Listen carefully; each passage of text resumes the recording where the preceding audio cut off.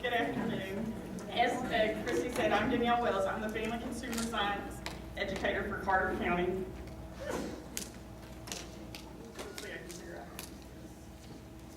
Some of the objectives are describing behavioral economics, identifying BE strategies that can be used in schools, applying BE strategies to school nutrition settings.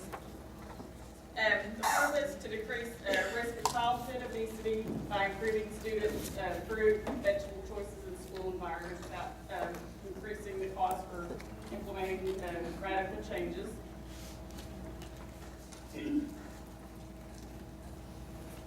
School lunches are like any business. It needs to be try to please the customer to maintain sales while funding the balance between income and expenses. The aim of the newly revised USDA meal patterns is to improve school lunches, which is a good thing. And some of the concerns that with the changes will cost more than what schools can afford, and that the changes may not be appealing to students, causing the participation to decline, or even seeing the food in the trash can. Behavioral economics is a way to address the dilemma, combines the science, psychology, economics to influence decision making. School nutrition terms, it simply means getting students to make the healthier choice without restricting choices for them, maintaining or increasing participation balance and revenue and cost. How does this apply to you? Behavioral economics to guide children's choices in a way that is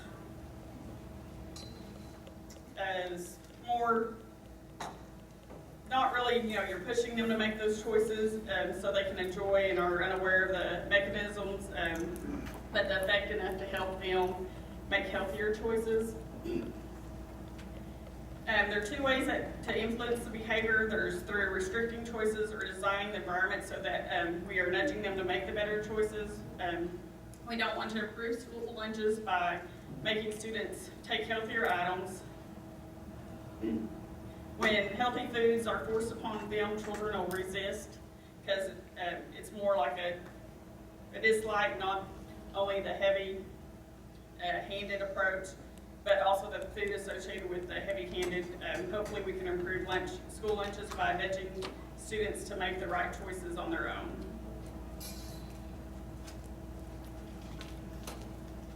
Almost 200 food decisions are made every day, and there are so many that we can't take a focus on one in particular. It requires effort, time, and neither of which you have enough time to do that.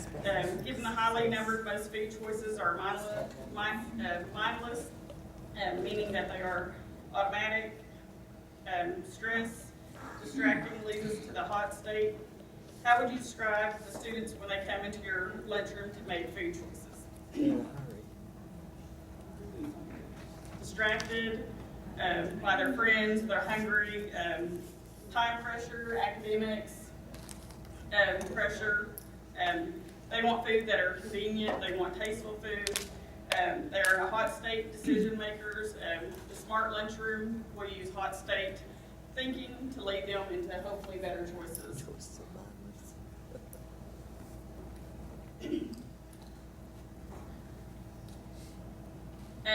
Few students, even adults, either enter the cafeteria in a cold state of mind for making decisions.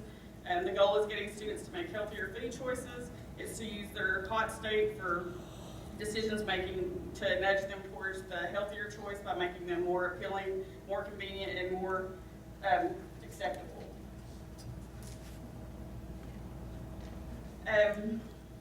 We're going to do the hot versus the cold decision situations. We're going to use a thumbs up signal for hot, a thumbs down for the cold decision.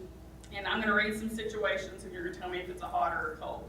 We eat inappropriate portion sizes. Thumbs up. It's hot. Concerned prices. cold. We take smaller portions. It's cold. We for convenience. It's hot. Consider health information. Cold. We eat for taste. Hot. We eat what looks good. Hot. We eat because of the situation. It's hot.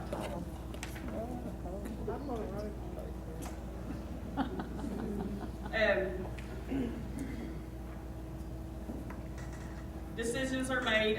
Let's discuss strategies that can be used in guiding food choices. First, we can eliminate or restrict the choices. It can take unintended consequences when people feel coerced to doing something that they don't want to do. A lot of the activists want to cut sugar drinks, dessert items, pizza, hot dogs, burgers. Students want food that tastes good, foods that they will enjoy. Elementary school officials want kids to drink more white milk, so they ban chocolate milk. So what do you think that's happened? I know we've already talked about the white and the chocolate milk, and which when flavored milk was not available, more milk consumption at schools dropped by 35%, meaning that children missed out on appropriate nutrients.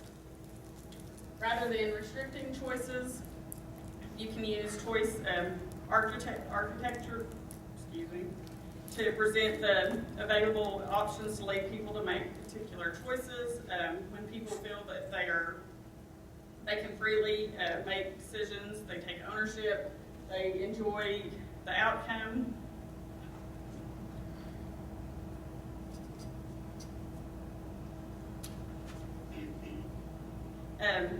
Choice restriction often results in rebellion. It's a constant choice of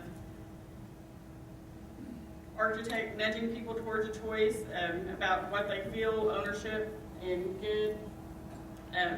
This is another little activity. The thumbs up or the thumbs down signals the characteristic of choices. The thumbs up signals a characteristic of choice for architect. And the other one, the thumbs down, is a choice restriction. Removing competitive foods such as chips or cookies. That's a restriction. Or I'm sorry, some thumbs down. Give healthy food appealing names. That's the architecture. Limiting the number of French fried servings. Down. Placing healthy foods in a more attractive or prominent location. The architecture. Placing snacks behind counters so kids must ask staff for them instead of taking snacks for themselves. Raising prices on unhealthy foods. That's the architect. Give healthy foods such as vegetables more appealing names. Some of the goals for the Smarter Lunchroom are offer a variety of food choices, guide choices with the nudge so that students are not aware of the mechanisms, and that can go, sort of being creative with things, the names, and instead of just, oh, I'm lost after that one, Dina. To nudge them.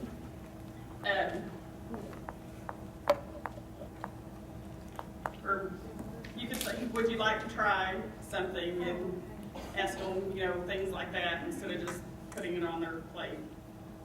Charles said, we made it fresh, it tastes delicious. Right. This is so-and-so's favorite.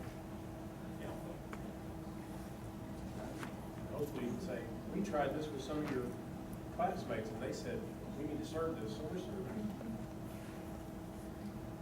6 basic principles of the mix and match: the managing portion size, making healthy food choices more convenient, improved visibility, increased taste expectations, and that could go with the doing the taste testing that Charles talked about.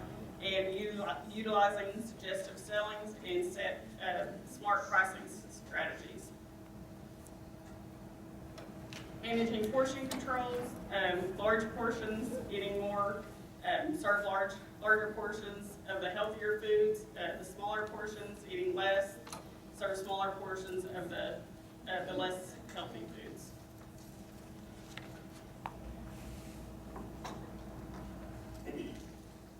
Make food easy to eat, cut fruit into sections, place white milk in front of the box and the chocolate milk in the back of the box, place snack foods behind the counter, put grab-and-go meals on the snack bar line.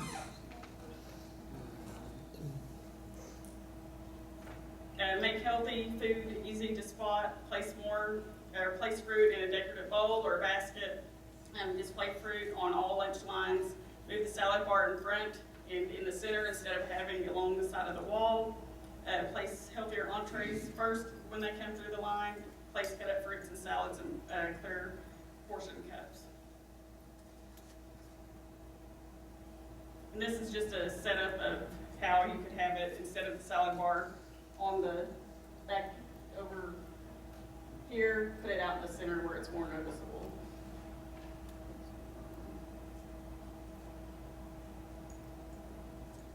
Increase the taste expectations, creative names. It goes, instead of just calling it carrots, you could call it the steamed or tender steamed carrots, crispy garden salad, and just different names. I think somebody said they had a name for, what did you call the one? Crayola coleslaw. I like that. Right, something like that, or was it the porcupine sliders, or different things like that. And increase eye appeal, use simple garnishes, create a positive repercussion, use preparation methods to maintain freshness.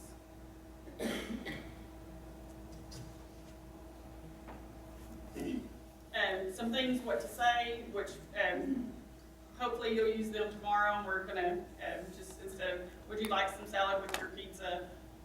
Fruit comes with your meal. The entree's delicious today. And why it works, people often follow the example of those that are near them. And why it works, a way to save money and feel better. You could do this milk and one cookie for instead of a whole stack of cookies.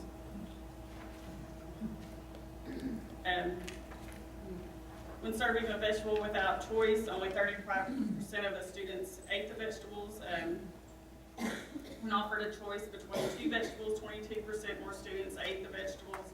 Active choice between two options reduced waste and improves consumption. And a few other ideals. Make vegetables cool by giving them creative names. Provide healthy grab-and-go portions in secondary lunchrooms. Use lightings to make food more appealing. Use colorful posters. Table tents gradually move to whole grains. Keep online menus up to date. And remember, breakfast is as important as lunch. And these are just a few pictures that show how they incorporated, having fruit out so that kids will grab it. I know for at home I do that. I leave fruit out on the counter. That way my 17-year-old can just go by and grab an apple, or I make sure there's grapes in the refrigerator. That way when she opens them up to get a snack, she sees the grapes first, then she would see anything else because they're at eye level to her. And then a few more examples.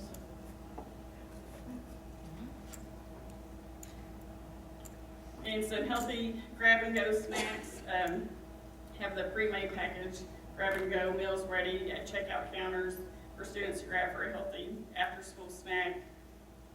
And it can be simple things, a granola bar, apple, a banana, just simple things like that.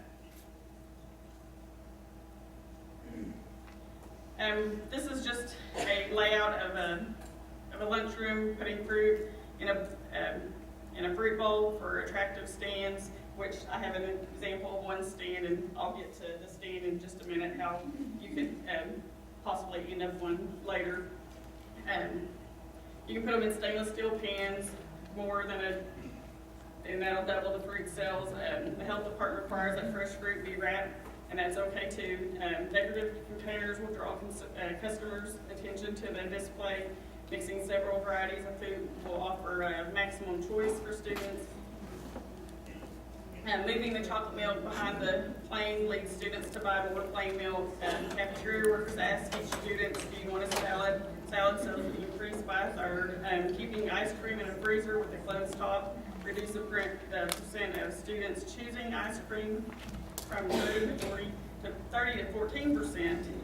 When students were given a choice between carrots and celery, they were much more likely to eat their vegetables than students forced to take only carrots. Placing nutritious foods like broccoli at the beginning of the lunch line rather than in the middle increased the amount of students purchased by 10% to 15%, giving healthy food choices more creative names. For another example would be chilled peaches instead of just peaches, and that increased the sales to 27%. And describe the method of cooking in the form of the food when naming vegetables for older students. For an example, oven roasted potato wedges, steamed broccoli bites, include the seasonings or flavors used with the vegetables that were prepared.